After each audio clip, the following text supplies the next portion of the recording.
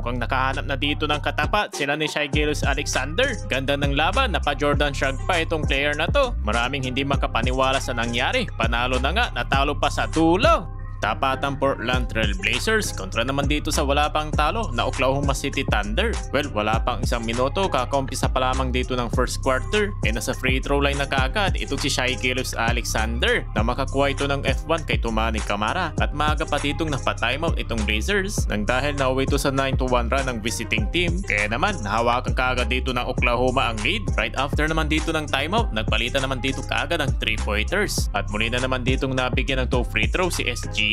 Nasundan pa sana dito ng 200 slam dunk ni Hatterstein, di nga lang pumasok yung bola. At sa 8 minutes mark, umabot na nga sa double digit lead ang habolin dito ng home team. Ganda pa ng alley play dito ni Jrue Holiday tuklingan at nasundan pa dito ng back-to-back 3-point basket ng Portland Trail Blazers. Yun nga lang, mainit talaga yung opensa dito ng visiting team at under na nga dito sa 1 minute mark, umabot na nga sa 22 points ang biggest lead dito ng OKC. Kaya nung natapos dito ang first quarter sa score na 41-21, kita kaagad dito sa mukha yung disappointment dito ng home crowd. Sa start dito ng second quarters, tinimulan kaagad dito ni Shai Gilgeous-Alexander ang opensa para dito sa Oklahoma. Pero sa Blazers, kahit papano, nagkaroon naman sila dito ng mini run under sa 8 minutes mark. At biglaan na lang ditong napunta sa momentum ng Blazers. Nagpaulan pa naman sila dito mga idol ng 7 3-pointers. Tig-2 kay Dope Red at Jeremy Grant habang 3 naman dito kay Jrue Holiday. Yung malaking kalamangan ng Oklahoma, naglaho parang bola. Naibaba dito ng Blazers sa single digits. Kaya naman tuloy dito sa halfway mark, napa-timeout dito si Mark Daigneault 53-47. Right after naman dito ng timeout, muli pa rin naman ditong nakadikit ang Portland Trail Blazers. Yun nga lang, natapos dito ang second quarter, lamang pa rin dito ng 8 points ang visiting team, 65-57 halftime. Sa entry naman dito ng third quarter, muli naman ditong napabalik sa double digits na Oklahoma City Thunder. Panguna na nga dito ni Shai Gilgeous-Alexander with total of 25 points dito sa third quarter. Yun nga lang, 43% lamang yung kanya ditong field goal. Mas mababa ito ngayon kumpara sa mga nakaraan niyang laro. At muli na naman ditong nakakuha ng foul ang MVP ng Thunder. Habang leading naman dito sa Portland Trail Blazers si Jrue Holiday with total of 18 points, 60% sa 3-point line. Hindi nila ditong hinayaan makalayo ang OKC. At bago natapos dito ang third quarter, na ibaba muli nila sa single digits. Napa-Jordan Shrug pa itong pair na ito sa harap ni Hatterstein, 86-81 in favor pa rin sa Oklahoma. Sa final fourth quarter, nagmula naman dito sa Portland Trail Blazers ang unang opensa, pero bumawi naman dito ng magandang alley-oop play ni Wiggins to Hatterstein. Nasundan pa dito ng driving layup ng visiting team, pero maganda dito yung outside shooting ni Toumani Camara. Pasok yan sa corner 3. Yun nga lang, in transition dito ng Blazers, makakalamang na sana sila dito. Kaya naman bumalik sa tatlo ang leading dito ng OKC, pero muli naman ditong ulit nakabawi sa transition dito ni Deni Avdija at nasundan pa dito ng kanyang driving 100 slam dunk. At dito na nakuha ng kalamangan ng Portland Trail Blazers sa pull-up jumper ni Holiday. Biglang buhay na buhay dito ang crowd ng Portland. Hindi pa tapos dito si Jrue, kumana pa ng kanyang 3 points. At sa halfway mark naman, nagkapalitan naman dito ng 3 at balik sa 1 point lead dito ng OKC sa 3 points ni SGA. Pero under na nga sa 3 minutes mark, muli na naman ditong bumalik sa Portland Trail Blazers ang 5 point lead. Minalas pa sa outside shooting dito ni Loader. Pero sa Portland Trail Blazers, nagkaroon pa dito ng back-to-back 3-point basket. Mukhang malaking isang comeback ito para sa Portland. Pero hindi pa dyan papayag ang defending champion dahil sila naman dito yung nakatikit sa kalamangan ng Blazers. Yun nga lang, napatimeout sila dito sa backdoor cut dito ni Tamara. After naman dito ng timeout, naibaba naman sa 3-point lead dito ni SGA at wala na nga ditong isang minuto. Na turnover pa dito ang Blazers. Mukhang may pag-asa pa dito ang Oklahoma. Dito naman napatimeout ang home team, 119-118. Sa final 3 seconds, laking gulat naman dito ng Portland Trail Blazers dahil tinawag pa dito ng foul ng officials. Pero buti na lang, 2 free throws lang dito ang naibigay. Kaya sa huli, panalo ang biggest comeback dito ng Portland Trail Blazers.